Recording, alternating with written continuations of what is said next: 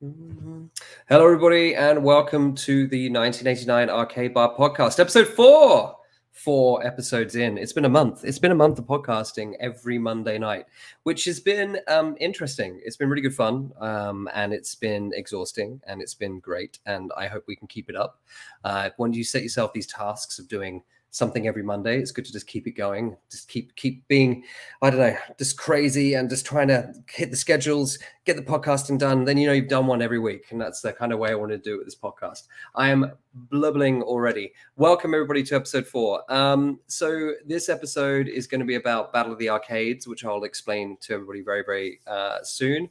But before that, I just wanted to do quick, as I always do, a quick sort of shout out to 1989 Arcade Bar, which is what this podcast is based from.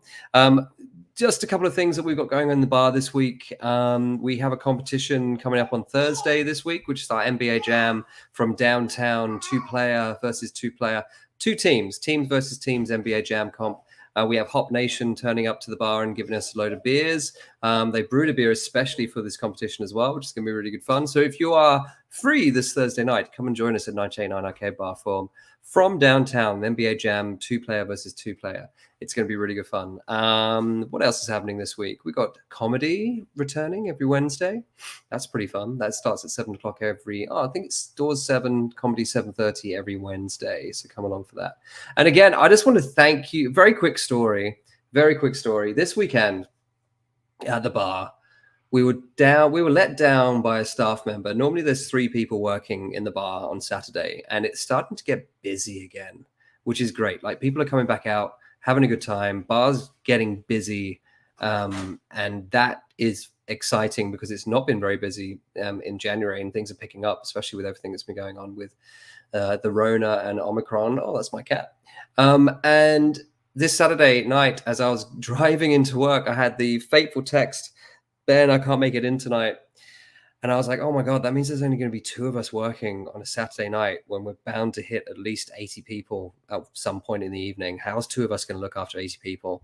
And I'm very lucky that Ashley, who works at the bar, she came in and did a few hours and saved our ass. But the reason for this story is when Ashley came in, and she wasn't very well, not COVID, but she was just run down. She'd worked a lot this week, but she still came in, absolute hero, did 4 hours behind the bar, helped us get her through a really sort of like sticky patch. And then when she left at about sort of 9:30, we had to say to everybody, hey, I'm so sorry, but we are understaffed.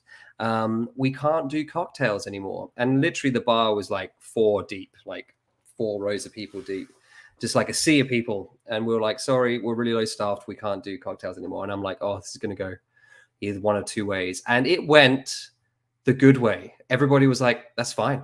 That's fine. We can see how busy you are. That's absolutely cool. We totally understand. That's cool. We're here to have a good time. And everybody was so lovely. They were so lovely for the rest of the evening. And it was such a good vibe. And it was a great time. And I just want to say thank you, Sydney, for being lovely and looking after us on that Saturday night, because that was, oh boy, we've not had a situation like that for a long time. 2 of us working on Saturday night, but you helped us out. So thank you. And thank you to everybody who came out the night. It was absolutely lovely. Yeah, that wasn't a fun time leading into that, but it was a fun time when we got through it. So thank you, everybody. Anyway, come to the bar, have some drinks. Come to the bar when we're understaffed and be awesome, because it makes me feel all warm and tingly. Okay, so here we are, episode 4 of 1989 Arcade Bar Podcast. I have 2 colleagues, 2 co-hosts waiting in the wings to talk about Battle of the Arcades 2022. I will bring them on so they can eloquently talk about this competition that happens every year, because I will just mumble, fumble, make a mess of it. So in no particular order, let's invite Martin Tane Taylor to the podcast. Hello, mate. Hey, everybody. How you going? How are you doing? Yeah, good. It's exciting to be back on for episode 3, which is nice. And episode 4, dude. Oh, sorry, episode 4. That's how quick it goes, right? It does. When you're doing it every week, Martin, on a Monday, it definitely goes very quick. That's for sure, man. It's good. Yes. See, wait, it's like pulling off a plaster. Do it. Let's go and do it. Let's record it. It'll be fun. You're a madman. I was doing one once a month, maybe twice a month, doing it for every month. It's great though. And as you say, obviously things are picking up at the bar again. There's a lot more happening. I mean, obviously, you've mentioned the NBA Jam tournament coming up this week. But yeah, there's a lot more waiting in the wings as well. But yeah, I guess we'll talk about that in the show as well. Yeah, 100%, man. And also, the thing about doing it Monday night is what else would we be doing Monday nights apart from scratching our asses and watching TV? So it's nice to hang out with some mates and have crying, staring at the wall, you know? Yeah, I mean, running around, putting buckets around the place to stop leaks. Well, that's the other thing. Yeah, blimey. I hope people are safe and well. I saw my wife showed me the floods in Lismore. Sorry, I am not native of these lands. I do get things wrong every now and again, but that's terrifying. I do hope everybody's keeping well and dry and safe. It's pretty hairy out there in Australia with the rain. So I hope everybody's doing their best to stay well. Very true, and even the Australian arcade family kind of affected as well. I did see that Netherworld were closed. Yeah, they closed as well. Yeah, this weekend. I think they cancelled a couple of events and just told people to stay home because the roads was that dicey. So good on them, man. Like you don't ever. That's the weird thing, especially with COVID as well. Like being open during COVID, it was the same sort of attitude. You kind of want to let people know that you're open, but at the same time, you don't want to say, "Hey, just come out. We're here." Because you know what? If things are dicey and if things aren't safe, then no, just don't worry about it.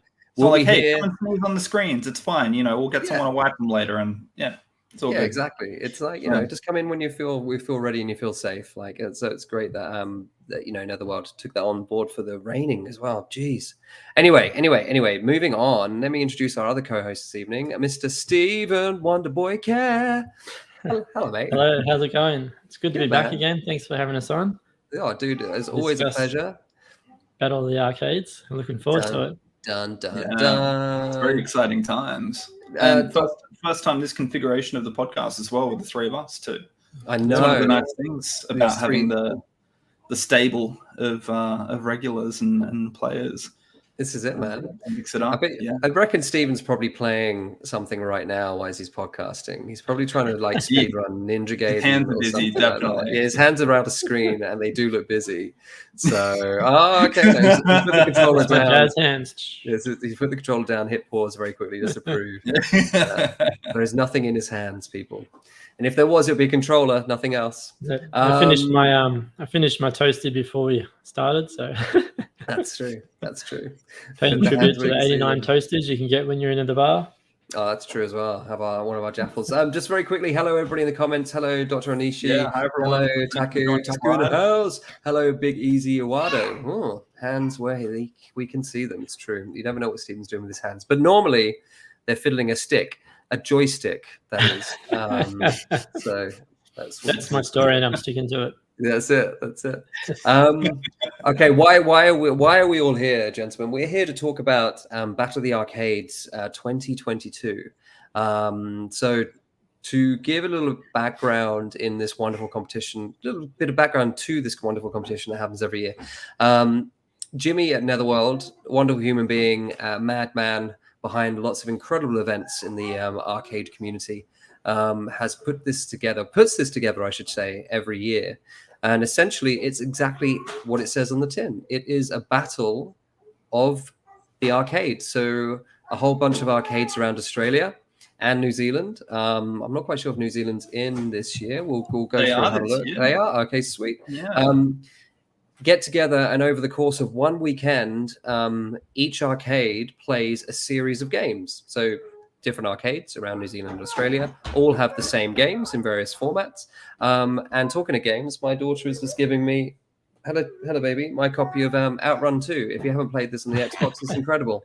Give it a go. Do you want to take that Thanks, back? Tess. There, that's great. So over the course of a weekend on Saturday and Sunday, Saturday being a bit of a warm up, a bit of a sort of no, actually, I'm going to get this wrong. Let me just explain the format and then we'll go into just how it works. All these arcades have the same games, and a whole group of players come in and put down the highest scores they can on these games at every single arcade. So they're obviously local players. So you'll have, New South Wales going up against Queensland, going up against Victoria, going up against New Zealand. And the idea is that after this weekend, with all these scores being constantly updated on the scoreboard, on the universal scoreboard online, whichever arcade has the highest score at the end of the weekend is obviously the winner. It is the winner of the Battle of the Arcades. It has beaten all the other arcades into submission, and there shall be the ultimate arcade of the year, I guess you could say.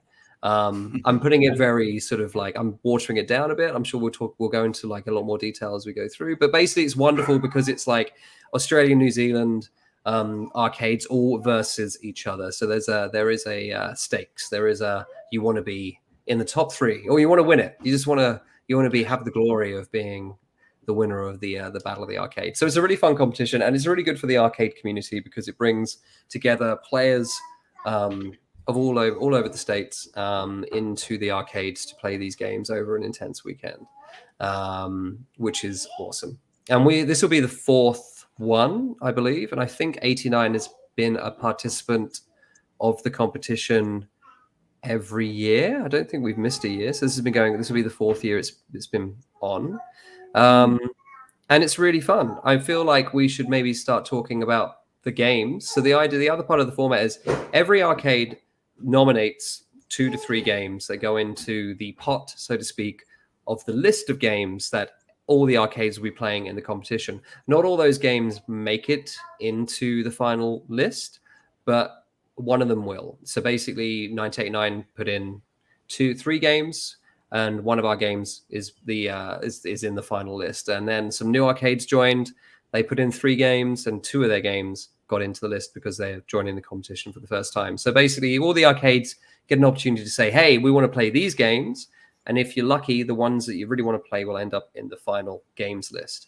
And how many games do we have this year in the list? Have you guys got the lists in front of you? Is it 10? 10 games this year. I think usually it's been... Has it always been 10? I believe it has. Yeah, maybe it has. It's quite a lot of games to grind over the weekend. Well, that would make sense when it comes to like, some arcades getting 2 of their games in, so others getting 1 of their games in. In terms of like the new boys getting 2 of their games in, and us who've been doing it for a few years get to only have 1 of our games in if they've got to stick to the 10 games. It's 10 games this year. 10 games. So do you want me to rattle them off? Yeah, man, rattle them off. What are we playing this year? Right. First game on the list is Nightmare in the Dark, selected by Netherworld. Second on the list is 1942, selected by Flipped. Third game on the list is Magician Lord, selected by 1UP Arcade. Number 4 on the list is Sunset Riders, selected by, I don't know, some bar in Sydney, 1989. Number 5, Space Invaders, selected by Palace Arcade. Number 6, Ghouls and Ghosts, selected by a new bar in Sydney, Beercade. 7, Snow Brothers Pinball Museum, selected that game. Number 8 is Miss Pac-Man, selected by Palace Arcade. It's actually making a return because Miss Pac-Man was on last year's list. Last year's run-up, yeah. Number 9, Splatterhouse, selected by Beercade. And number 10 is Raiden 2, selected by Pinball Museum. So Sweet. Great selection of games, besides Really, Miss Pac-Man, in my opinion. What I really like about this list is the fact that there's some horror games on this list. Like when you think of arcade games, you don't automatically get drawn into the horror games, but there's 3 horror games on this list, which is fantastic. I'm a massive horror game fan, and to have things like Ghouls and Ghosts, Splatterhouse, and Nightmare in the Dark is great. We'll talk about all the games individually, and I'm sure we'll shoot through lots of different subjects and everything as we go. But one thing that we did notice that was pretty interesting was how similar Nightmare in the Dark is to Snow Bros in terms of playability. Alex Hawkins is saying in the chat, no Wonder Boy or Metal Slug 2. No, but we will talk about how this voting system has worked and why there are particular games that have been picked by particular venues. For instance, Beercade picking Ghouls and Ghosts and Splatterhouse, because I know Mark for a fact has a gun on both of those games, right? Mm-hmm. Yeah. Yeah, and they're lucky enough to have those boards now as well. Yeah, I know, man. I actually might be getting a Splatterhouse board, so... Oh, that's exciting. Yeah, I put some feelers out. So I think we're going to get a Snow Bros. We're going to get a Splatterhouse. And we're going to get... There's one other one that I managed to wangle. This is the other thing about this competition. If you can, it's great to play the games on original hardware rather than playing it on MAME or Pandora's boxes or anything like that. Well, obviously, with not every arcade is going to be lucky enough to have an original Ghouls and Ghosts, have an original Splatterhouse, especially Splatterhouse, which is a very rare game and sought after game now. So you can play on emulation. That is allowed in the competition. I mean, all the games have to be played in the arcade, though. That's the thing. They have to be played in the arcade over that weekend. And it's close to the arcade mode as well, as far as settings, number of lives, no continues, difficulty setting, all of that. There's a certain amount of things that we need to stick to. So also there's a 60-minute limit to each run as well, which is kind of worth noting as well. So it is kind of listed in the rules that leeching is obviously very frowned upon as well. It's, we're playing the games in the spirit of playing the game. So yeah, definitely something to remember and bear in mind that yes, some of these games certainly have some tricks, but we try not to do that. So yeah, true. It's all just on Alex's question or statement. Metal Slug 2 was actually in last year's Battle of the Arcades, wasn't it? It was, yeah. Metal Slug 2 was there, and we did. I suppose it's worth talking about as well. I know, Ben, you mentioned it, but some of the games we've seen sort of come up. Well, we have had Pac-Man last year, but it was voted by a different bar this time. So the same bar can't vote for the same games every year. So we're not going to say Metal Slug 2 every year, for example.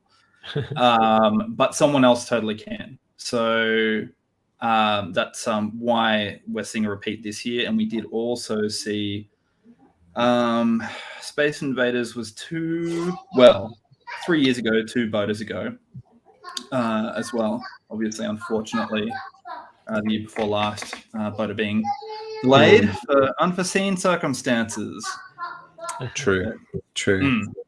Yeah. So occasionally there will be some repeats if you look through the history of it, but otherwise we try and, I think once people have played once, they kind of get the spirit of it and go, okay, let's pick a weird one, or let's pick a one that maybe we're excited to play. Maybe we're not even that great at it. And I think there's certainly been some suggestions over the years, even from us, I think. Yeah. Sorry, Stephen, after you. That's right. Yeah, I'm definitely for discovering new games. So I always love these kind of things because you just find games you've never heard of before. Like one of the games, Magician's Lord, I've never seen that one before. I looked it up. I was like, oh, it looks pretty cool. And same with Nightmare in the Dark. Nightmare in the Dark. We're playing Snow Brothers. And someone mentioned that Nightmare in the Dark is similar because I was asking what other games, because it's kind of that whole style, like Bubble Bubble, Snow Brothers, Tumble Pop, Nightmare in the Dark, Bubble. And a few other ones. They're all those similar kind of mechanics to a degree. And then Nightmare in the Dark come up, so we're really looking forward to playing with it. Throwing some fireballs around instead of snowballs, or both actually, fire and ice. Because they're both it seems interesting. Yeah, Fire in the Dark I discovered on we've got a Pandora's box that lives in the bar. We pull it out for butter. We pull it out for competitions and events when we need, we haven't got a particular game, like things like, this is where it's going to get confusing, folks. Things like Battle of the Arcades, that's what we're talking about. Things like Arcade Wars, which is a monthly high score competition, which is done by One Up Arcade in Brisbane. But then it's a worldwide competition, that one, though. And it happens every month where it's a high score competition. A game gets picked, and every single arcade worldwide has a month to get the high score on that. And we pull out the old Pandora's box of that when we don't have a game board hanging around for a particular game that month. But anyway, I was fiddling around on that probably a couple of months ago. Or was it? No, it was during lockdown. I took it home. I was just like, I'm going to spend this time just going through the plethora of arcade games that are on this stick and just see what there is. And Nightmare in the Dark is one of the ones I discovered, and I loved it, man. I just completely fell in love with it. It's just so much fun. And it's really... Snow Bros is great because it's very colorful, but Nightmare in the Dark, the graphics are really big. They remind me of Rodland in terms of how big a character is and how big the villains are, and the way it looks. But it's all horror. It's Neo Geo, isn't it? Oh yeah, I think it might be. Is it SNK? I'm pretty sure it is, as is Rodland, because Rodland even had some of the same people that Metal Slug were associated with as well, which I didn't find out for years.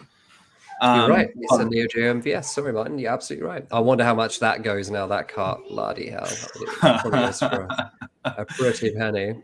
Yeah, for sure. I mean, this is one thing that one of the reasons MAME is allowed is because some of these, if you own a PCB, like you are very lucky or very well off, and it's kind of exclusory to say that you can only play on the original hardware in this case. I mean, if we're talking Twin Galaxies records, we would need to have access to something like that. But this is, it is a friendly competition. This is the thing. Like the bars. I mean, between the three of us, we've certainly gone to quite a few of these bars, interstate as well, and they're, I would say I've not had a bad experience at any of them really. So it's nice to see so many people involved. 100%. Yeah, it was awesome. We had, I've forgotten the guys' names. They flew up from Melbourne and played with us last year. Oh yeah, from Beercade. Yes, or they had been going there. I have forgotten their names as well. I'm so sorry, guys. If you're watching this, please don't hate me too much. But yes, they very kindly came up, played. Nigel? So Matt and Nigel, I think it was. Matt and Nigel, yeah, and they were fantastic. Oh my god, what two great players to have come. So they flew over from Victoria to play in '89 in New South Wales because they really wanted to play in this competition. And they're local. There was no arcades in Victoria taking part. I think this year that'll be very different because there is a huge list of arcades that are taking part, hopefully taking part this year, which is pretty exciting. Looking Martin. at that list as well. Sorry, I was going to say, Ben, I was incorrect before. I misread. New Zealand last year was supposed to take part. Unfortunately, they backed out, I think, at the last minute. I can't even remember the name of the bar right now. And I thought that there was a New Zealand bar in the list, but there isn't. But I think this year is the first year there's an arcade bar in Tasmania, which is a Replay arcade bar. Yeah. Now, Replay Arcade, I want to give these guys a shout out because I follow them on Facebook and they're great. This place, when next time I go to Tasmania, I think they're in Hobart. I really want to give them a visit because we keep sort of thumb-upping each other's posts, on Facey. And these guys, they look like there's a couple of guys who've just done exactly what all of us arcade bars have done. They've just basically opened a bar because they have a passion for it, and they're doing really well. They've got a lot of pennies and a few arcade games, and it looks like it's got a really cool small bar vibe. So if you're ever in Hobart, definitely check out Replay Arcade or Replay Bar. I'll check out what's their official Facey. I'll give them a proper shout out because I'm really suck at my shout outs. I had a lovely message from Neil from the Play It Up podcast who said, thanks for the shout out. I'm like, that man, you are very welcome. I'm sorry I completely stuffed it up though because I'm just the worst. So yeah, Replay Bar.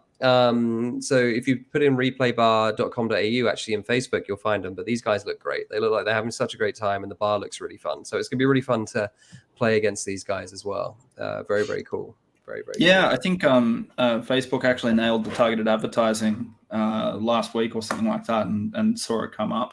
And it's been a while since we've been down in Tassie, but Maz, my partner, her dad's down there now. So another reason to stick around down there for a bit as well when we get to go down next. I think it's been popping up on my Instagram and I've been looking at it going there. That'll be nice next time I'm down there. Yeah. Oh man. Yeah, absolutely. And shall we quickly go through this list? So I don't know whether this is like all these arcades and these arcade bars have actually confirmed they're taking part, but at the moment, Venue's invited in the competition. So Venue's invited for BOTA Battle of the Arcades 2022. So in Queensland, we have Netherworld, we have One Up Arcade, we have Pincadia, we have Empire, and we have Flipped. Flip 2 used to be Spacies. New South Wales, we have 1989 Arcade Bar, we have the Game Centre, we have Beercade. Victoria, we have Bartronica, Arcade Garage at Welcome to Thornbury, Pinball Museum. South Australia, Amusement Works. Western Australia, Barcadia at Planet Royale and Palace Arcade. And then in Tasmania, Replay Arcade. So that's pretty cool. And I just want to give another shout out to Victoria. The Arcade Garage at Welcome to Thornbury is if you like your retro arcades, especially like if you want to go somewhere and play some real special and well kept and well refurbished and looked after originals, much like what we've got in 89 and much like what they're doing at One Up Arcade in Brisbane. Go and check out the Arcade Garage in Victoria. It looks incredible. I think it's right next to a brewery. I think it's like an arcade that's in the same sort of venue space as a brewery. So that, for me, is the dream. Where in Victoria is that? Is that something new? Is it? It's new. It only literally opened up like a few weeks ago. But yeah, sorry, Martin. Yeah, Thornbury. Oh yeah, no, Thornbury's just North Melbourne, so just northern suburbs. So you can get the 19 tram up the road, right from Flinders Street Station, and it'll take you there. Okay. Yeah. Just in the comments, Buddha saying Canberra has an arcade bar nightclub. Also, I forget what it's called. I've heard this. Yeah. There is one. There's one called Token, but I think it was also called like Replay or something like that. Sorry about Tessie. She's obviously not wanting to have a bath tonight. Sorry about the screaming in the background. There's an arcade game in that. There is, like trying to get a kid in a bath. Oh man. So yeah, I think it's called Token, and it might be called Replay or something like that. And there's also a bar that's like named after the 80s as well. I can't remember what it's called, but there's a couple of bars in Canberra that got that kind of going on. Yeah. Taku saying no Street Fighter. Is that for the Battle of the Arcades? We don't like, we had a fighting game last year, didn't we? Last Fight 2. Yeah. Yeah. That's a punishing game as well. It's very different in its scoring mechanics, which I think was a good choice for that reason. I mean, we hated it on the day because it's hard as it kept kicking our asses. Yeah, totally. Oh man. Oh, but it's right. Yeah, Reload Bar and Games. That's it. That's the name of the bar. Shano in the comments said Tallboy and Moose Brewery maybe next to it. Maybe. Tallboy and Moose. I really want to try their beers. It keeps popping up on my Facebook, and I'm like, I've not tried their beers. I've got to give that a go. They look like they do some really good stuff. Yeah, so like the list of the arcades is very exciting, and if all of those kind of jump into the competition this year, then that'll be pretty incredible. But going back to the game list itself, so Nightmare in the Dark, wonderful. 1942. What are our thoughts on 1942, the classic horizontal scrolling shooter? You can tell it's late. Yeah, it's vertical. Fucking hell! Excuse me, guys. I'm sorry. Oh. No, that's all good. You know, I actually went through that in my head before sitting down because we actually have.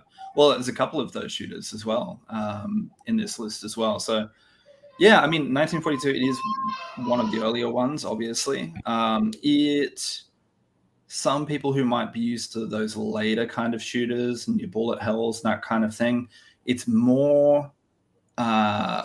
There's a lot about timing, and you're also the life mechanic is kind of strange because you take 3 hits and you're dead, as opposed to having 3 separate lives where you refresh or respawn, or you might drop power-ups when you die, which is obviously a later mechanic and something we see in Raiden 2, which we get further down on the list too. But it's something I'm kind of excited to play it, or to have a reason to play it, and I'll probably say this about a few of the games on the list because some of these are like, I don't have a natural affinity for it, but I respect the game, and it's obviously influenced a lot of other games in the genre. So I'm excited to try and get good at it. Yeah, I'm looking forward to playing 1942 as well. I haven't. Sorry, is it 1942 or 1742? I can't even say the game right. 1942. That's going to be an interesting shooter, scrolling fight shooter, 1742. Yeah, I haven't really played it too much either. And funnily enough, I'm not a huge shooter fan. I prefer running guns where you can control yourself. So I don't like the auto scrolling. But lately, I've been playing a few of them and starting to enjoy them a bit. So I'm actually looking forward to playing that. Definitely looking forward to playing that over Raiden because I'm not really much of a fan of the Raiden game. But I fucking love Raiden. I love Raiden too. The only game I like playing that has Raiden in it is Mortal Kombat. Fair enough, man. Fair enough. I'd say, looking at the games, as though it's nice that we have got. So we've got a couple of vertical shooters. Got a couple of golden oldies like Space Invaders, like Miss Pac-Man. Even though Steven's not very happy about Miss Pac-Man, but I love Miss Pac-Man. That's why we've got it at the bar. Splatterhouse is a really interesting choice because it's side-scrolling beat 'em up, but not in the same sort of vein as other side-scrolling beat 'em ups because it's very simple and it's got a lot of very interesting sort of play mechanics where you can sort of do some really interesting things with a shotgun and do stuff to like mine points and beat bosses and all that kind of stuff. But it's very slow, you know what I mean? It's a very methodical, ploddy game, and it's very atmospheric. So I'm looking forward to actually look any excuse to play more Splatterhouse. I'm all for it. That's great, man. But yeah, Raiden 2. I'm with Steven. Like I had Raiden 2 in the arcade, and yeah, I just sort of. It doesn't sing to me. It doesn't sing to me like other vertical shooters. Like I prefer. Sorry. Oh no, I was going to say I'll tell you why. Because you had it in 4-way joystick Astro City. That's why it was hard.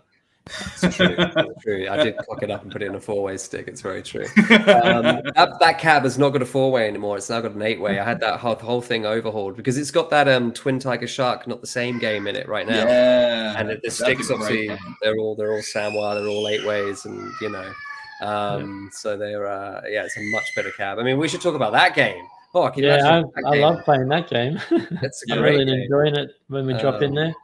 Well, I mean, like, this is an interesting thing to talk about as well, because, like, you know, obviously this is a very, very new vertical shooter that's been come out. That's, you know, essentially old hardware, but a new game.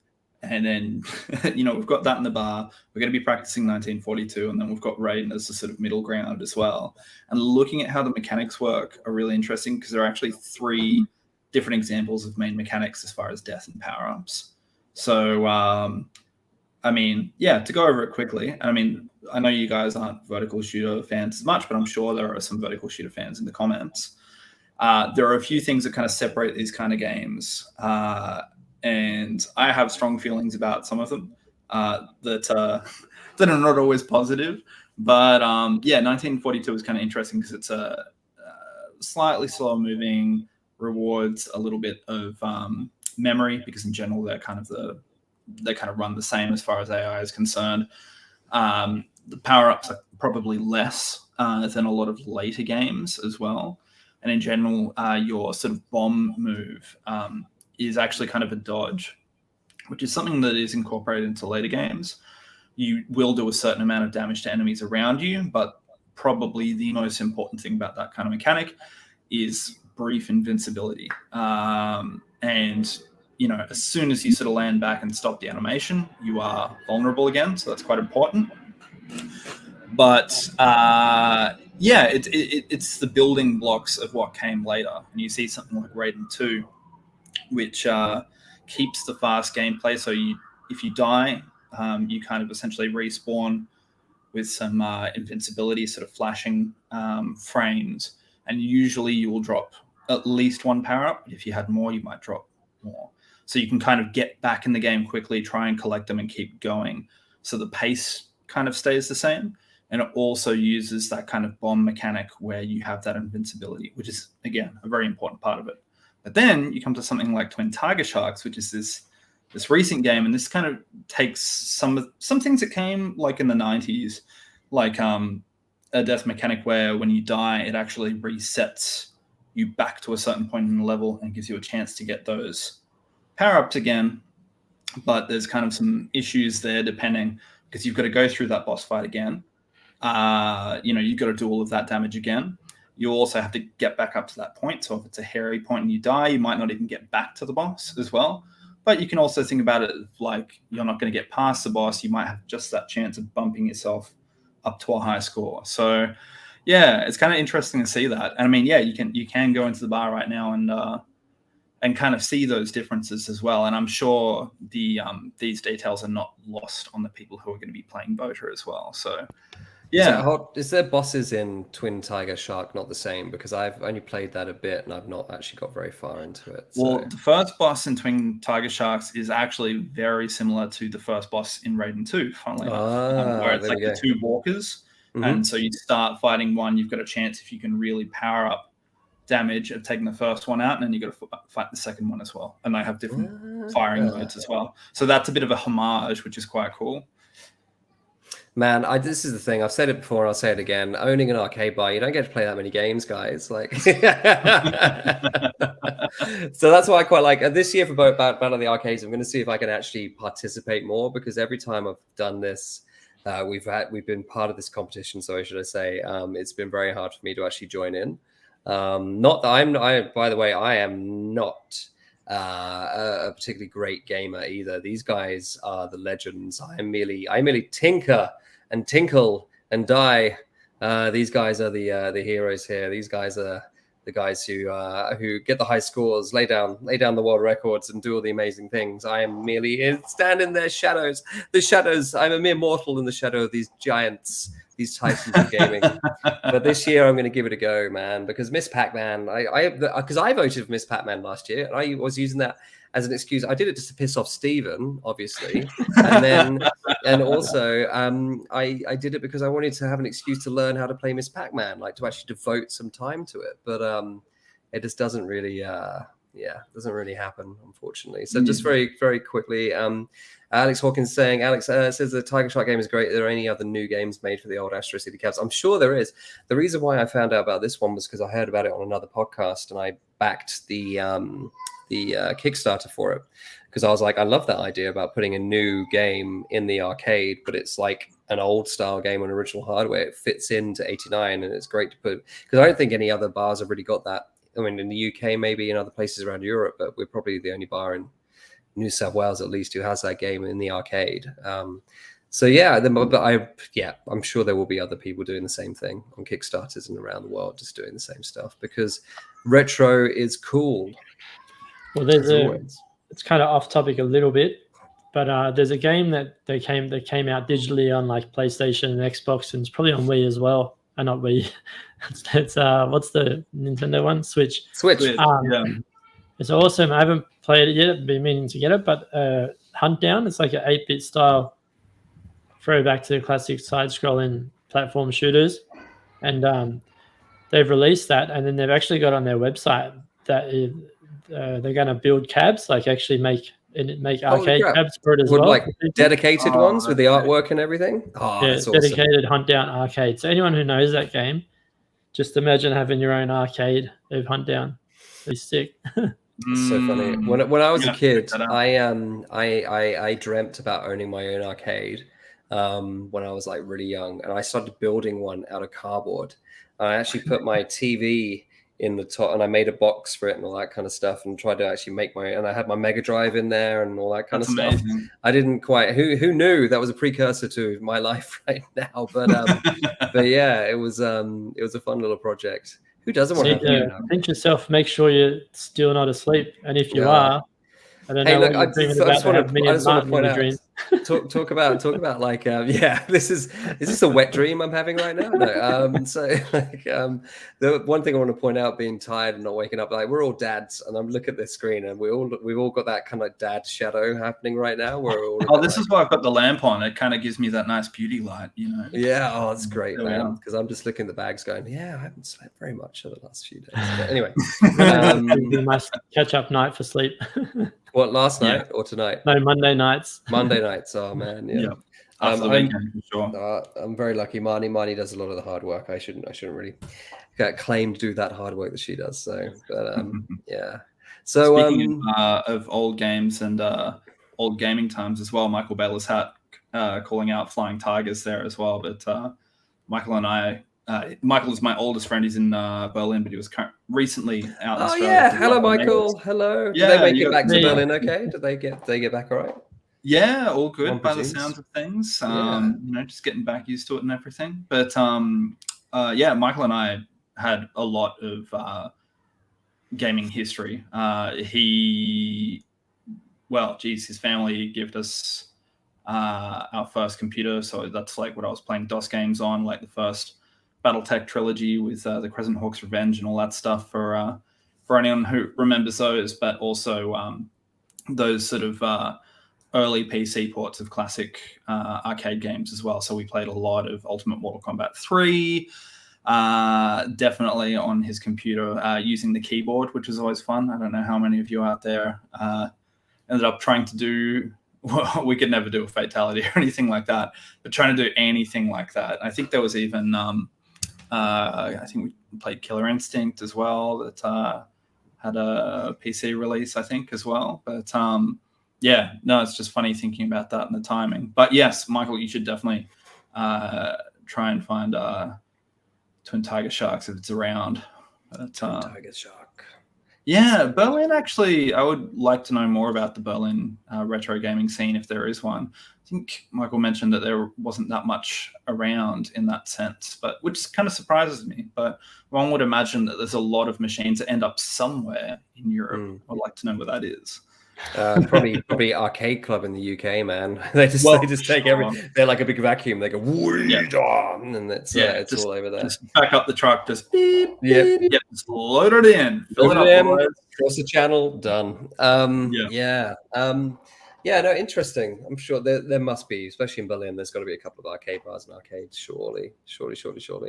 Okay. No, Michael's just saying funny story. They're known over in Germany because they are regulated as gambling machines. Ooh, funny enough, when I first opened the bar, 89, 5 years ago, that was something that we had to overcome as well when we did our liquor license. We had to kind of let the liquor licensing know that, hey, these are not gambling machines; they're video games. There's no reward. There's no gambling element to them. And that's why we went for a small bar license back then, because when you're a small bar, you technically can sort of get away with more because you have small capacity, and people obviously opening more themed style bars around the small bar license. So there's a little bit of history for you. I don't think you have any problem with it now, but 5 years ago it was a little bit crazy. That is crazy. How annoying for Berlin not to be able to have it because of that.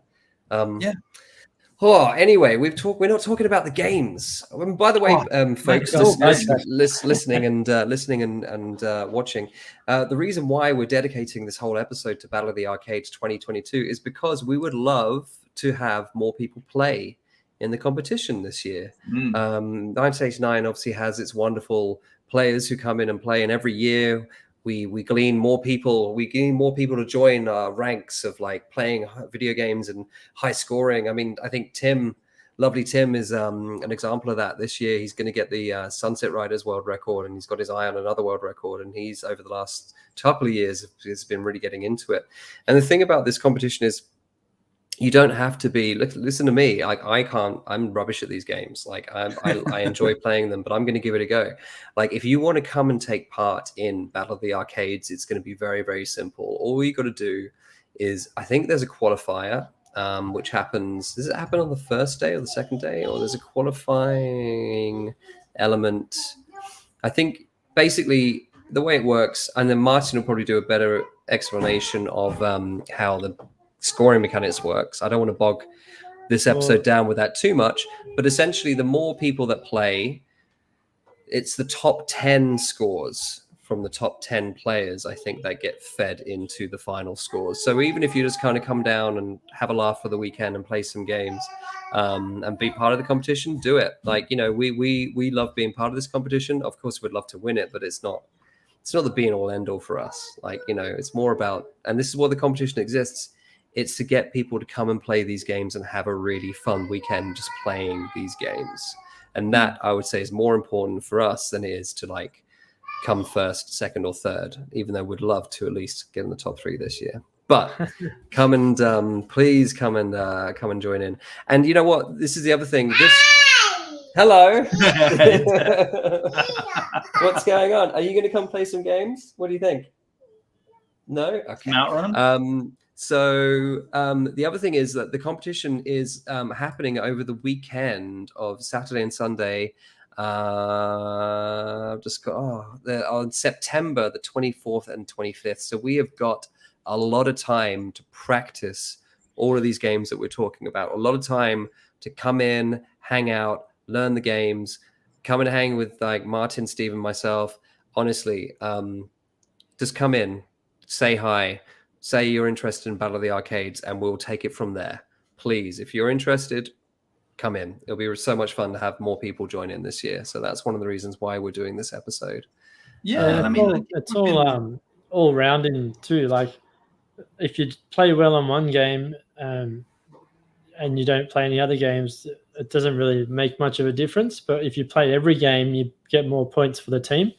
So it's good to be an all-rounder. Like last year, I got like the top score on one game, but I didn't even make it into the top 25 gamers because there was a couple of games that did really poorly on.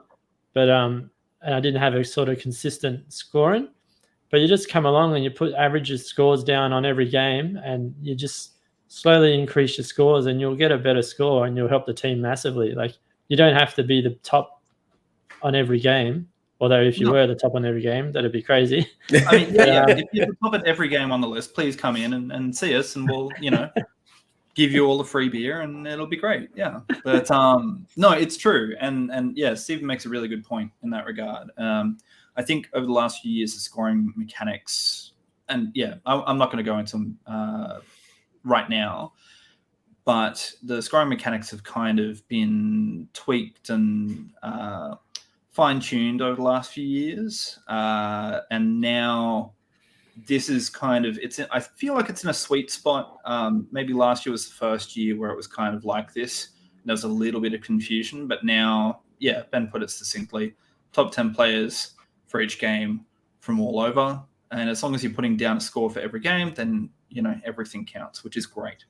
But to sort of add to that as well. I know probably a lot of people listening might go, but I'm not very good, or, I'll be embarrassing, or I'll let the team down. Or this is like a common thought for a lot of people who come into the bar, and, now hopefully this year we're going to be having a lot more competitions, a lot more regular things going to be coming back, which is great. But you're never going to walk into something and be the best to start with. And this is actually a fantastic weekend, and also just a target to if you want to learn more about retro games, this is a great thing to help you get there, and a reason to practice. And also now, hopefully, COVID pending and World War III pending and all of the other things that the 2020s are throwing at us, we're going to have more chances to go into the bar as groups together. So if you message the bar, for example, and say, hey, I would be really interested in learning or playing or trying out for the team, Ben will be able to say, well, maybe if there's enough people, let's all come in on a Thursday. If you're interested, we can do a sort of meet and greet. We can look at some of the games that we have in the arcade, and we can start learning together.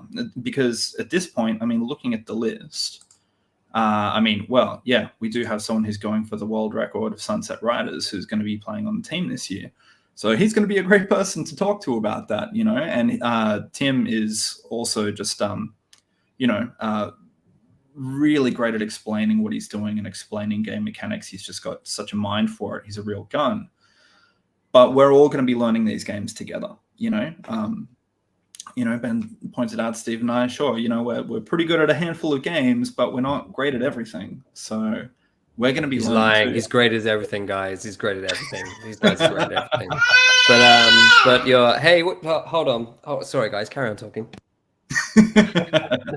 But yeah, we haven't even made it through the whole list of games yet, but I was going to say as well that Magician Lord I was kind of unfamiliar with as well, Stephen, but you kind of looked it up a little bit more, and I did notice that it kind of had a bit of a it's an action platformer, but it's got a little bit of that Altered Beast vibe where you've got transformations and whatnot. I noticed that. Yeah, and it even feels, as far as platforming is concerned, to me it kind of feels a little bit like Black Tiger, which was in last year's competition as well. But Black Tiger was awesome. It was a wonderful game. I don't think I haven't played Magician's Lord yet. I'm looking forward to playing it. So watching the video today, the changes and stuff, but it'll be interesting to actually play it and see how it feels, because I noticed Are we talking about Magician Lord? Sorry to jump in. Yeah. I haven't even looked this up yet. I'm just going to quickly have a look on YouTube's. Yeah. But I noticed when you just touched on that, you said Altered Beast. I was watching one of the transformations. He transforms into some ninja-looking thing, but does the electricity thing. And I'm pretty sure one of the transformations in Altered Beast does electricity power surge too. The dragon.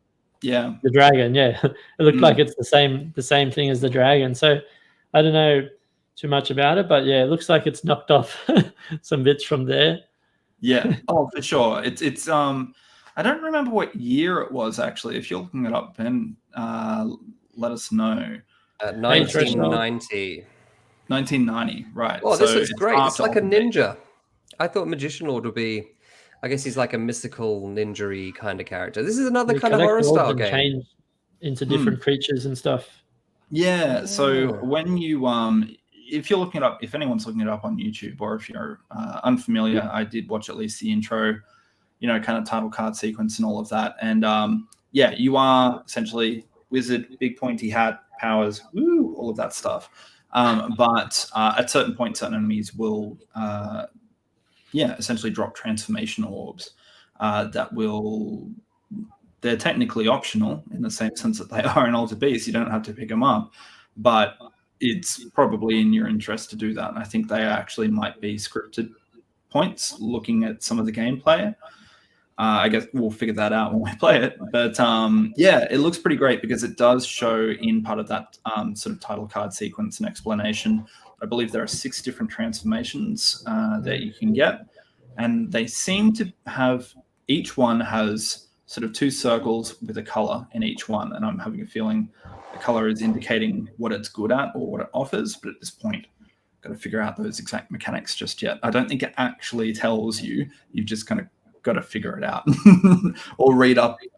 You're not going to learn it from the game unless you just die a lot and put a lot of coins into it. So who reads instructions when you play video games? That's for when you get stuck and can't get past anywhere and you go, oh, maybe it's a good idea to read the instructions. You don't read the instructions of arcade games back in the day. You just jumped in. That game looks fantastic. That's so much up my street. It's like a platform shooter sort of thing. The graphics.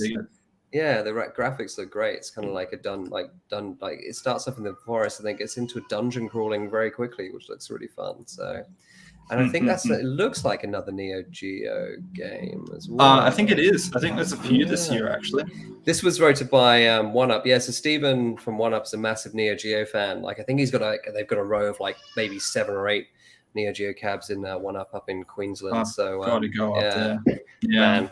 Well, look, BPAC's happening soon. The Kong Off and all that kind of stuff's happening in July. So if there was ever a reason, man. Anyway, we could talk about that in another episode. I'm really excited for that one. I think, like in terms of this list, I think it'd be great to play Magician Lord and Nightmare in the Dark and Splatterhouse. Now, Ghouls and Ghosts, very quickly. Sorry to jump ahead. Is obviously the better one out of. Arguably, we could talk about this. The better one out of the 2, like you've got Ghosts and Goblins and Ghouls and Ghosts. Ghouls and Ghosts there's a lot more going on. The power-ups are better. The game's faster. It's a really fun game. But obviously we know that Marky Mark from the game, the system, he's very good at that game. So I think and they've got his cabinet at the Beercade as well. So that'll be I can see that's why it's a natural choice for those guys. And Mark, he's a gun at it as well. I'm sure he's relieved he's not going to be. Yeah, I'm sure he's relieved he's only got a 60-minute timer and he won't have to sit there for another 9 hours. 9 hours, yeah. Well, I think it was last year, he put down the world record on the Mega Drive version, but I've still got the video of that. I really need to send him the video of that. He's probably done it somewhere else since then. I'm sorry, Mark, if you listen. Just me being slack. I'm sorry, man. Yeah, he's an incredible player, and that's I think that's we had Ghosts and Goblins. Was that last year? No, I think that might have been one of the years before. That's right. It was the second year. I wasn't a part of the first or second year. I missed those ones, unfortunately. But I think it was in one of those ones.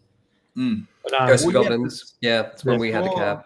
Yeah, we were having a go. He was the only one who was sitting on it for any length of time because if you haven't played it, it's a punishing game. That was on free play at the front of the bar because most people weren't getting past, first or second level.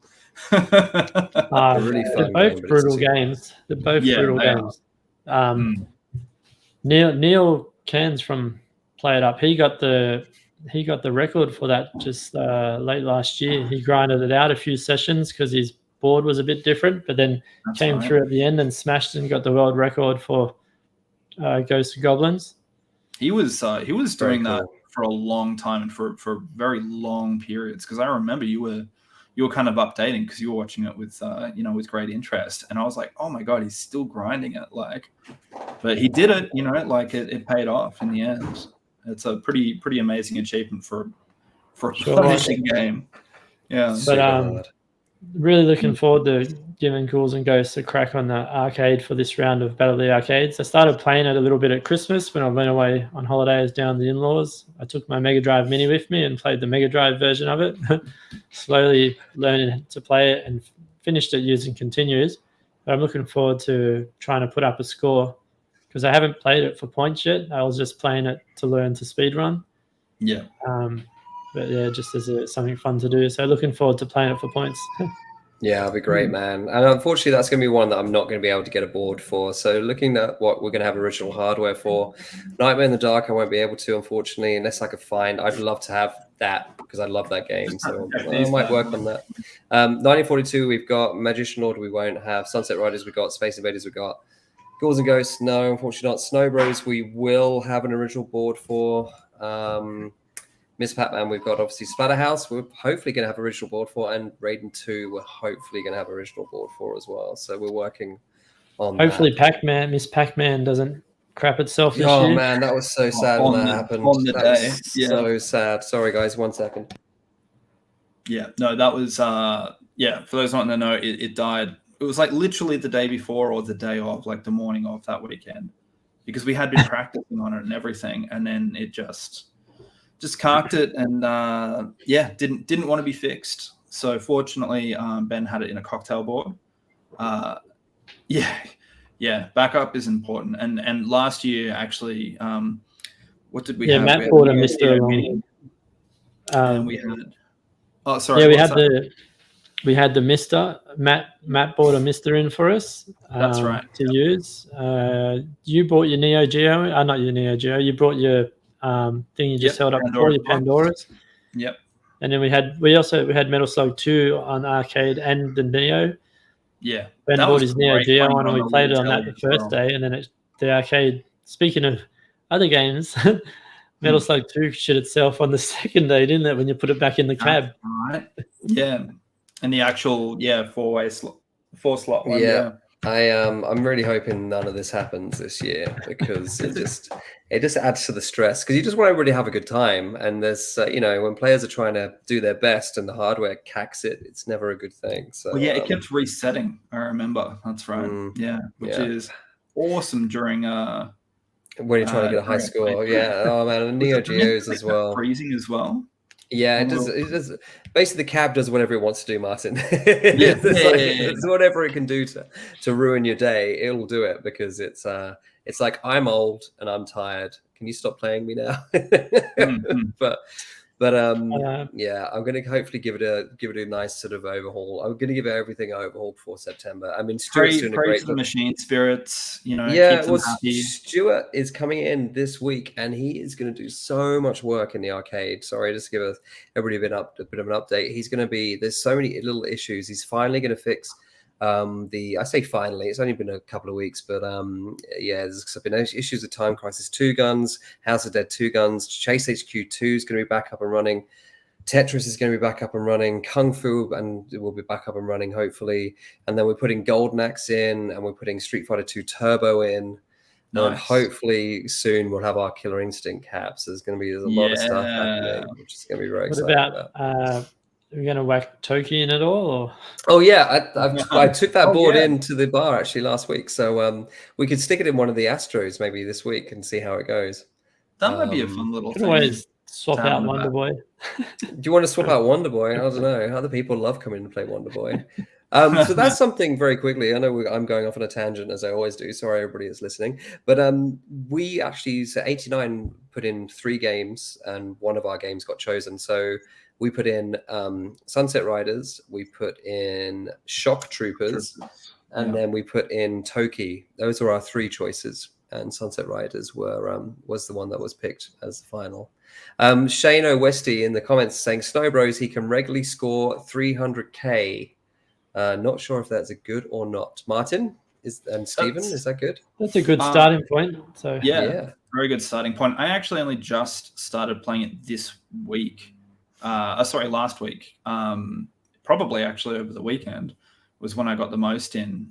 We were sort of messaging in our Facebook chat group that we have and kind of conferring. So Stephen and Tim was sort of giving me tips, and because I was just getting close to 300k, and it, that's no mean feat. But yeah, there are some tips that let me double that. And they are actually quite easy to do once you know what they are. So yeah, I think I got up to level 20 on Saturday, I think. But yeah, I mean, after a few days, I think after once you hit level 20, once you hit level 20, those guys that shoot fire down start shooting fire down, and then they start jumping down. That's I think it's a lot more aggressive. Shane says in the comments, he does get trouble getting past about stage 21 to 24. If you're getting up to 21 or 24, your gameplay and your reflexes on it are going to be good. But if you feel like coming into the bar, Ben, once you've got it in, or, it's probably on the Pandora's box as well, that'd be a great starting place. And if you're interested in playing more of the games, and I think that'd be a great thing. Yeah, Threshold. We're playing it late last year, and a few of the guys smashed it out. Dennis Edmonds from Play It Up as well. He ended up 1 CC in a month, 1 CC'd Snow Brothers, and I don't know if he got the highest score or not, but yeah, I came up short. I think my PB was 740 or something. Yeah, something like that. But yeah, a few of the other guys cracked a mill. That's amazing. Dennis 1 CC'd it. He smashed it. Blimey. That guy's done. He is. Yeah. I had a nice email from Dennis today. I need to email him back about BPAC. That's very exciting stuff happening. Snow Bros, man. It's an interesting one. I like it a lot. I never got it for a bit. And this is someone who, one of our sort of regular fun and beery games that a lot of us started playing was Super Bubble Bobble specifically. We should drop in about the upcoming event, actually, Martin, which I haven't put up on Facebook yet, but it's been officiated. We're doing a high score arcade tournament on Super Bubble Bobble at the bar on Thursday, the 31st of March, with your host, Martin. And it's going to be an event that's hosted by a gin company called Hemp Gin. And if you win the tournament, you will win a bottle of hemp gin. There's also going to be some hemp gin cocktails. The guy who runs Hemp Gin is going to be there. So it'll be a nice, boozy, fun tournament on one of Martin's favorite games, Super Bubble Bobble. And Martin will be hosting the competition. It's going to be a really great night. I'll be putting tickets up for that later this week, as well as some posters and all that kind of stuff. So if you fancy coming along, please do. And the way this works is like, if you want to play in the competition, you have to buy a ticket. If you just want to come into the bar to enjoy yourself, you don't have to buy a ticket. I have to make that clear. Sometimes people get confused, but it's only if you want to play in a comp, do you have to buy a ticket. If you just want to come to the bar to watch the game or to just come and hang at the bar as usual, then you don't have to buy a ticket. You just rock up. But that one's, I'm very excited about that one, Martin. That one's been in the pipeline for almost a year. But it's been threatening to happen, and now especially with Hemp Gin as well. That's going to be really interesting, I think. And I mean, it's a game that a lot of us love. I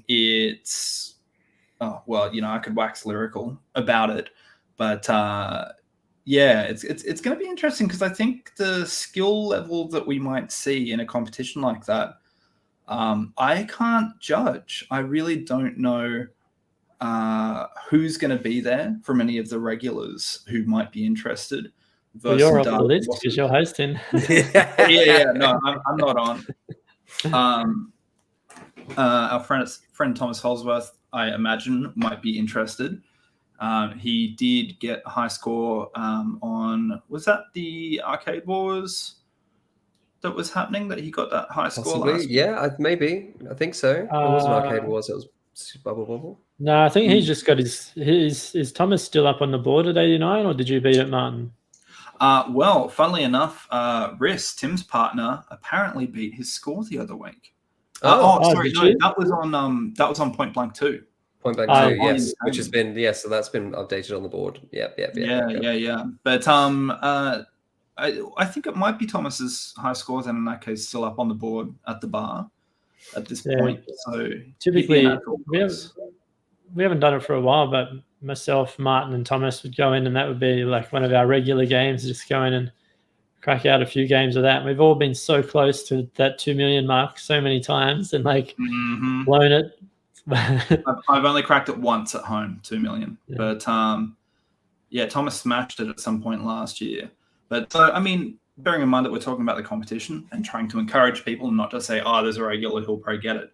Not always the case. And one of the great things about this game is it's got a very early imitation almost of AI. It's like an interesting version of RNG, random number generation, where the machine, once it's turned on, let's say Stephen has a game and he gets up to level 10 and maybe he gets some certain power-ups from shooting enough bubbles or jumping X amount of times or falling the length of the screen X amount of times. That will actually influence the point scoring items and the power-ups in the next credit when someone else puts another coin in. So you're never getting the same run. Once the machine's on, once it's been played once, it essentially becomes random until it's turned off and on again. So it means people aren't just going to be walking in and kind of playing it blind and doing a memory game. You've got to be on, you're paying attention. But you're also going to get surprising things coming up as well. And this is a game that has a lot of good surprises and sometimes some pretty nasty surprises too. So it's a great kind of level playing field, I think. And it's a great, really. What's that, sorry? I said definitely. It's for all people. Yeah, exactly. So I like that. And combining that with alcohol, which also levels the playing field, I think we're going to have a good competition on our hands. A few gin cocktails for sure. Hey, Martin, did we discuss about having a two-player competition within that as well? It's kind of pinged into my brain then, because we could do a high score competition, but could we do a player versus player comp as well on Bubble Bobble? Yeah, totally. Let's talk about that. I think we should throw that in there as well, because the high score comps are great, but they're always kind of, I don't want to say limiting, but they kind of are, because it is, it is what it is. But player versus player is always the more fun competition especially when you do it live in the bar. You can definitely do a battle, like a point for point battle on two players on Bubble Bobble, because one player can steal other players' points and so forth. And last man standing out of the two, like you're fighting over your points, you're going to make more errors and die. It'd be more a challenge going head to head than just one person play and wait for the next person. Ooh, okay. I think we're just creating a new competition on Bubble Bobble here, guys. All right, we need to patent this. You heard it first here, guys. The inaugural 1989 Bubble Bobble competition has been born. Bubble off. The bubble off. Threshold does ask, will we stream it? I'm not sure at this point as far as what we'll be doing with the setup. It's interesting. I would love to stream everything we do at the bar when it comes to competitions, but the setup is just so, I don't want to say laborious. It's just hard sometimes with comps, just to make sure that we got it right and it does everything it needs to do. The internet is also atrocious at the bar. Like, it's really bad. I've spoken to so many internet companies and they're like, oh, it's all going down the same cable. So I'm like, well, there's not much I can do. I mean, we'll see. We'll see. We do have a streaming setup, and we certainly do stream the world record attempts that happen, because obviously we have to, because we record them. So it's nice to stream at the same time. So I don't know if we can find a one solution fits all sort of thing. Then maybe we'll see. I certainly would love to, though. I'd love to stream our competitions. I think it'd be great. Yeah, for sure. I mean, Bubble Bobble streaming quickly coming up anyway, because getting back to Sunset Riders as well, that is something that we are hoping to stream very shortly when Tim goes for his world record run again. And that was something that we actually attempted to do at the bar, and there were a combination of things. Ben was very sick, and it was time during COVID, so he couldn't risk coming in. I think there were some issues with hardware, and they were attempting to stream on their phone. I think that was Riss and James who came in to help out and try and do that. It's just unfortunately so plagued with technical difficulties that the submission to Twin Galaxies just couldn't be accepted. Unfortunately, there were parts where the screen was blurred or you couldn't see what was happening, and it needs to be an uninterrupted video for that to be accepted, just to prove that there's obviously no tampering or anything like that, or any editing. So it was set, but we just don't have proof of it there. So we're going to be doing that again. Tim's also going for the new Rally X world record at some point, hopefully in the next few months. And that is something else that we're hoping to stream too. That's going to be on a cocktail machine as well, which I don't think we've tried filming on yet. No, that's going to be interesting. I'm sure we can make it work though. But no, there's a lot. Oh man, so much stuff this year. So good. I think from memory too, Tim got inspired to play Rally X from last year's Battle of the Arcades because it was one of the games. No, you're absolutely right. Yeah, this is the great thing. Like Stephen was saying earlier on, it's great to discover games, and this is a good way of doing it. And Tim definitely, he did 100%. Yeah, well, he was close to the I really enjoyed just playing Rally X on the weekend. Oh, was it this weekend just gone or recently? No, he's not. They didn't come in this weekend. It must have been recently. What's that? Tim getting close to the record. Oh, that I'm pretty sure. Last time I spoke to him, I'm pretty sure he's like, he can beat it, and he's just trying to make it bigger so it's not so easy to beat. Yeah, one credit run. Exciting. Because it does actually have an end as well. Yeah, so. I would have liked Rally X to be played again this year instead of Miss Pac-Man. But you got to embrace the love for Miss Pac-Man. It's so good. It's such a great game. It's such a great game. Sunset Riders, I guess we haven't really talked about that much as well. Yeah, Sunset Riders is so years ago when I had the dream of opening 89. I always knew I wanted to have a Sunset Riders arcade on the floor.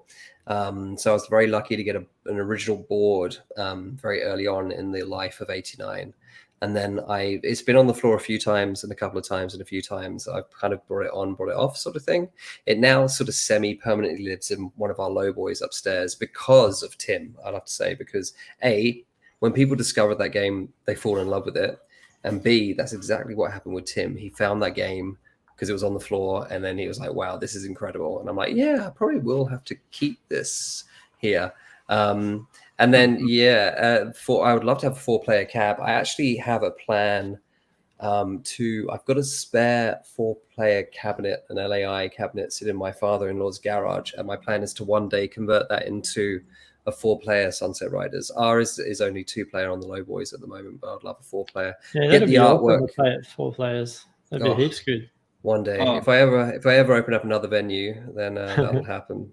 But for the time being, it's Butter Pipe Cream. But anyway, Sunset Riders, I would argue probably one of the greatest cowboy games ever, barring Red Dead Redemption 2.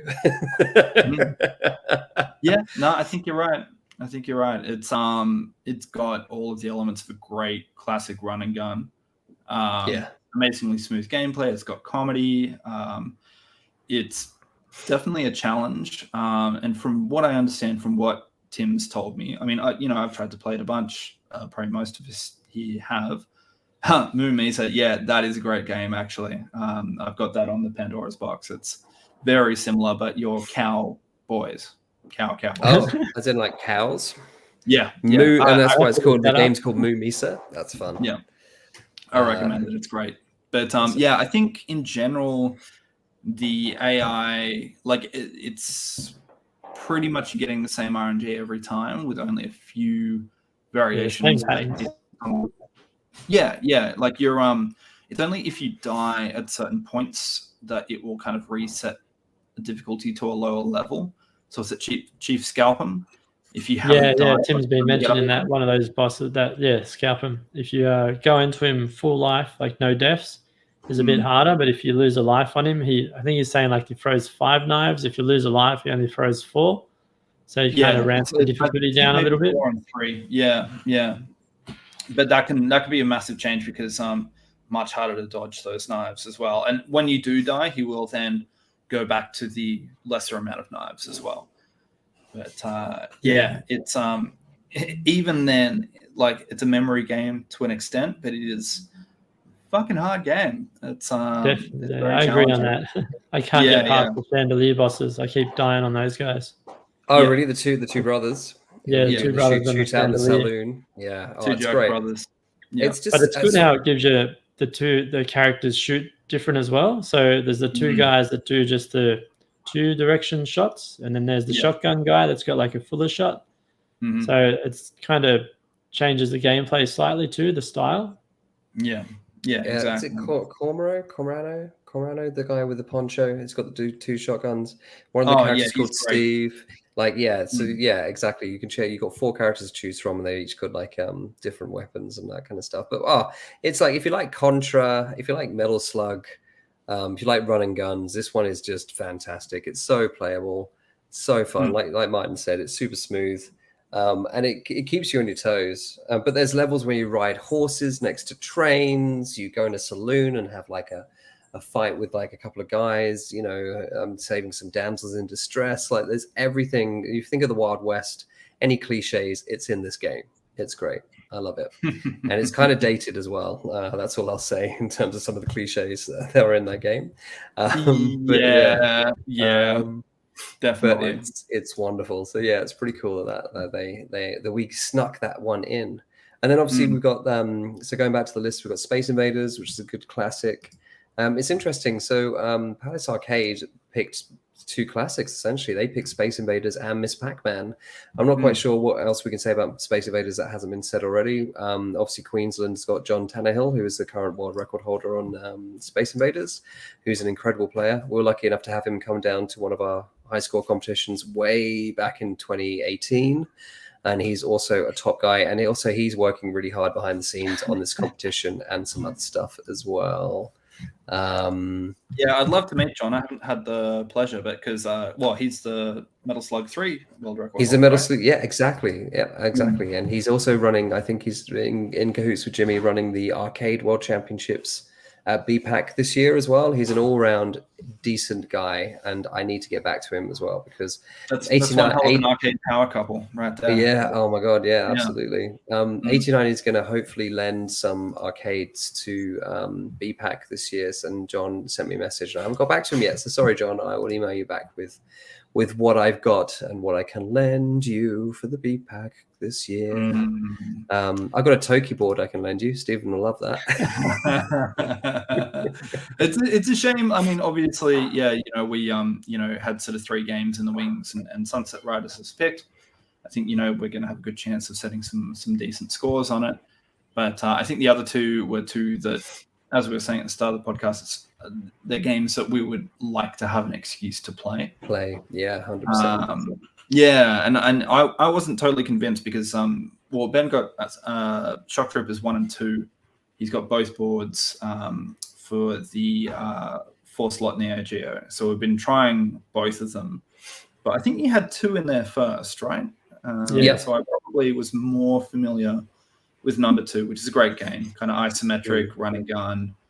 A lot of similarities as far as mechanics with Metal Slug, where you've got melee attacks that get you more points and a few other things. But they were on the original game as well. I was less familiar until we started kind of doing a little bit of practice in the hope that it would be selected. But I think I'm actually going to spend a bit of time playing that again. It's great. 1. Like one's really good. We had this conversation before, but like I really like 1. It's just faster.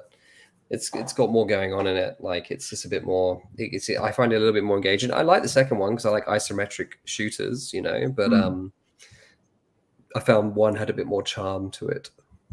I think the one thing I didn't realize is number 1, you've actually got a selection of 8 characters, and they do have different speed, different shot patterns, different sort of grenade attacks, and 2 only has 4. So it's and they're kind of a bit more.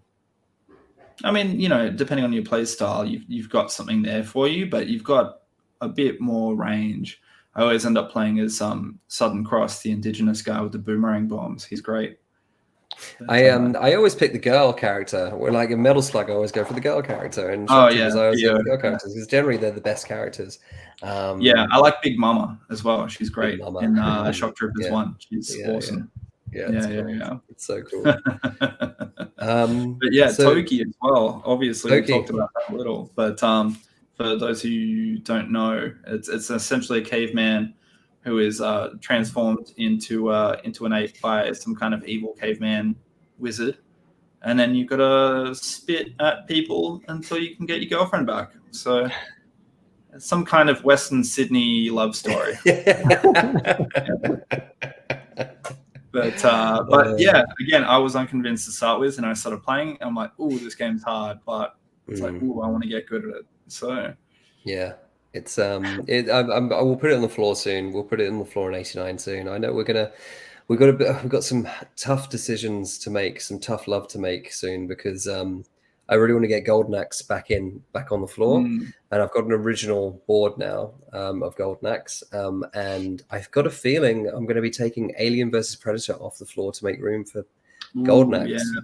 And it's either that or Final Fight, and it's a bit, well, which one do you pick? Which one would you choose? Yeah. Would you go Final Fight or Alien versus Predator? Which has to go? Miss Pac-Man. Oh, I need a couple more generic cabinets in that I can just swap some stuff around. If I can get my hands on another couple of low boys, yeah, we could have a few more.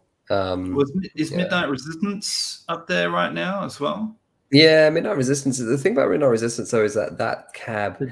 I like having examples of all sorts styles of cabinets, and that's the only rotary stick.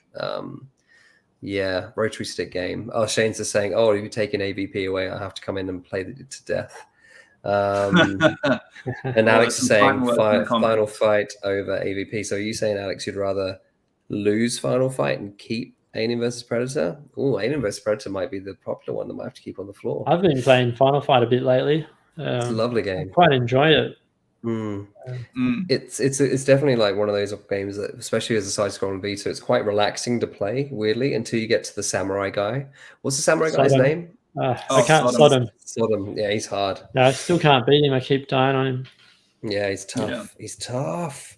Oh, Alex is saying no, keep Final Fight. Okay, well, I think I'm making the right decision then by removing Alien vs Predator to have Golden Axe in, because you got to have Golden Axe, right? Even if it's in for like about 6 months, you got to have Golden Axe. Oh yeah, totally. I think I agree with Jano. I love Alien vs Predator. I think it's got a really fun spirit. It's probably a little bit more forgiving as well.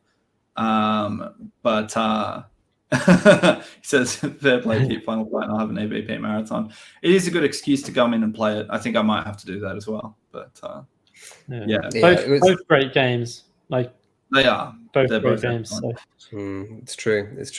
AVP's been on the floor for a long time though. It's been been there for a good couple of years. Ever since I got it, it's been there more than a couple of years.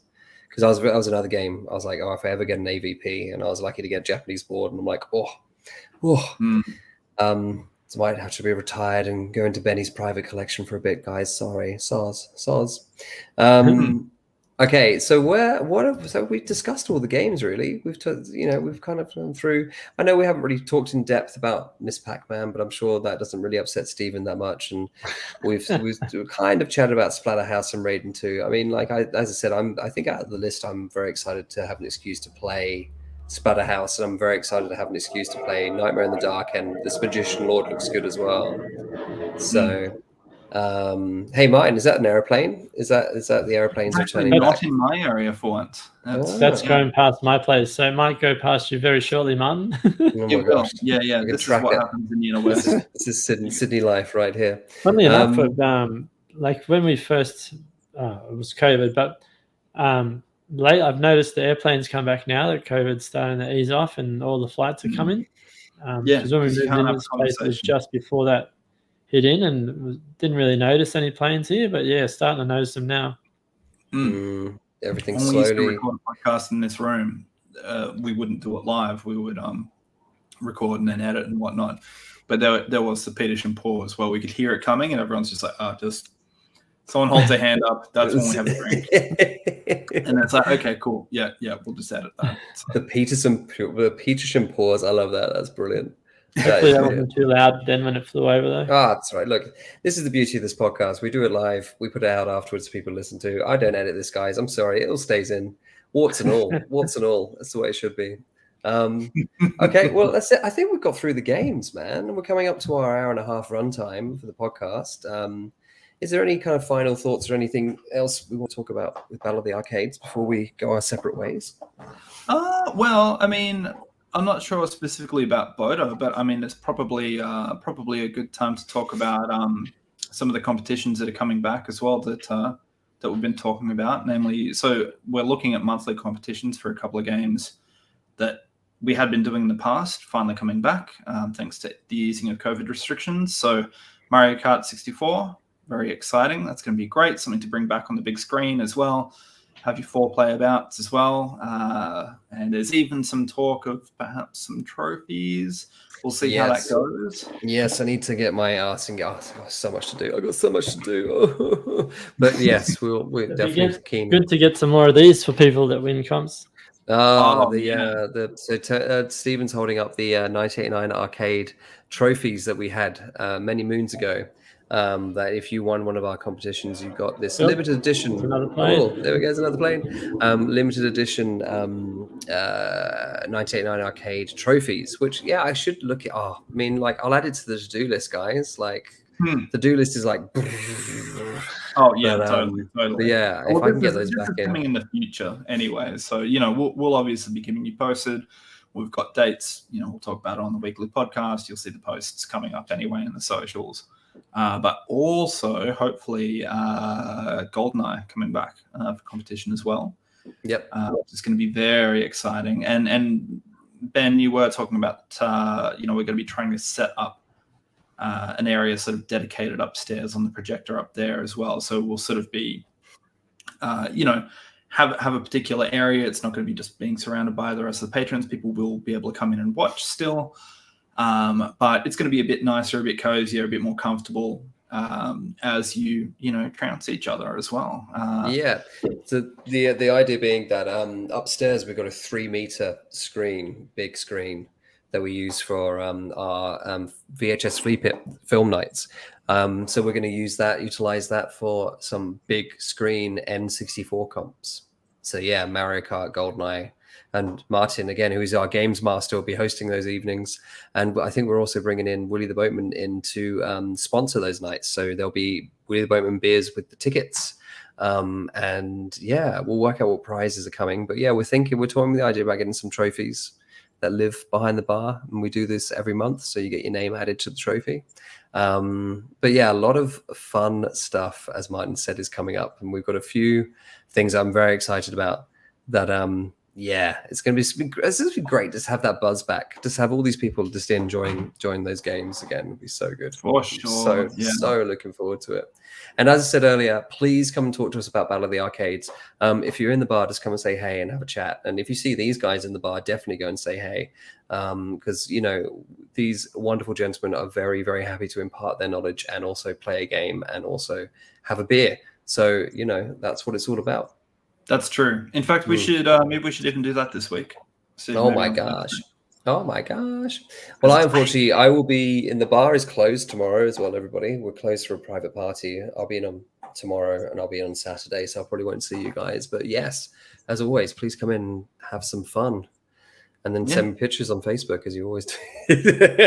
videos of Stephen playing guitars or doing hoppies on or jumps on somebody's random BMX bike.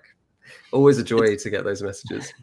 It's not a problem at 89 unless you Buskers guitar. Chilling after that the other day because I haven't ridden a bike for so long and riding around doing bunny hops, wheelies and endos on Kuro's bike. Yeah. The next week, I'm like, why is my wrist so sore? I'm like, it's the bike because I haven't ridden a bike in so many years. You're going to say, why my balls so sore? Because of that little jump you did. Checks out. Oh, checks out, yeah. All right, fellas. Well, look, thank you so much, guys, for joining me for episode 4 and chatting about Battle of the Arcades. Who knows what we're going to talk about next week? I have no idea. we'll find. Oh, we'll find well, a subject. suggestions in the comments are always welcome Suggestions as well. in the comments, yeah, 100%. I feel like I'd like to do another retrospect episode because I really enjoyed doing the Mario one. I enjoy doing all of these, but I think the Mario one was super fun. Be nice to kind of do episode 5, chatting about a game or was game there franchise. a suggestion of maybe a fighting game retrospective? I think, did someone mention that? I think we were going to do ninja games, maybe fighting games. Oh, ninja games. That's a great one. I got a feeling like we'd have to break it into parts, though. Maybe like take a couple of years. You know what I mean? Like ninja games from the 80s to the 90s, like one episode, and then do a 90s to 2000s. You know what I mean? Best new old games. That's a good one. Yeah, that's a good one. Yeah, Shovel Knight, Blazing Chrome. That's a neat idea. Well, these guys are already wax lyrical about Blasphemous, so that's definitely something we can do. Yeah. So, that's a good suggestion. Stephen. Oh, okay, cool. Well, all right. I'm going to leave you guys to enjoy your evening. Thank you ever so much, everybody, for joining in this tonight. And if you're listening on the catch up, thank you very much. We'll be back. 8 o'clock is going to be our new time on Mondays. It just gives my family time to get themselves organized and us to get Tessie in bed. 7 o'clock was a little bit too tight, so it's going to be 8 o'clock now on Mondays. Stephen and Martin, thank you so much, guys. No, thanks for having us. Yeah, no worries. Thanks for having us on again. And just remember, stay gaming. Stay gaming. Steven's trying to tag. He's trying to tag a catchphrase, everybody. So if you see Steven in the bar and you leave at the end of the night, make sure you go, "Hey, Steven, stay gaming," because it's Steven's tagline. So it has to be the send off now. Okay. Yeah. All right, chaps. I will see you soon. Thank you, everybody. Yeah. Thanks for joining us, everyone. Catch you next time. See ya. Next time. Bye bye.